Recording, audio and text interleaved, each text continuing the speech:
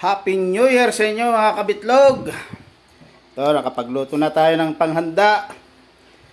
Maaga akong gumising kanina para makabili ng mga handa natin. So ito, nakapagluto na ako ng ng pang New Year natin. Okay, papakita ko lang sa inyo.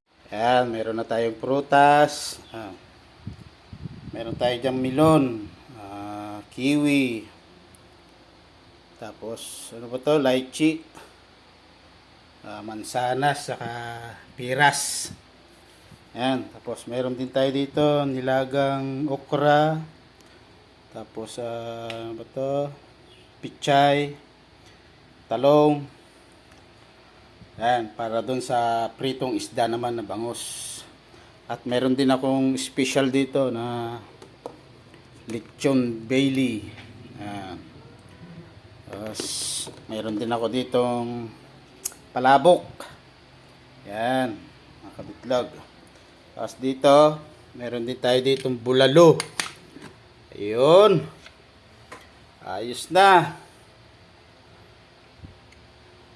Pwede na tayong mag-antay-antay para tsumibog. Maya lang, tsibuga na. Kaya po gulay po yung hinanda ko ngayon, tsaka isda, dahil simbolo po yan ng healthy living. Para pagpasok po ng bagong taon healthy po tayo. Tapos yung isda naman swerte daw po yan sa bagong taon dahil po sa makikinang niyang kaliskis. Yeah.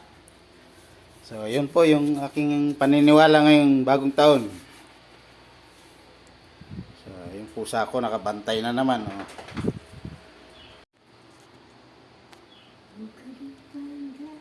Yun lang mga kabitlog. Happy New Year sa inyo. Bye-bye.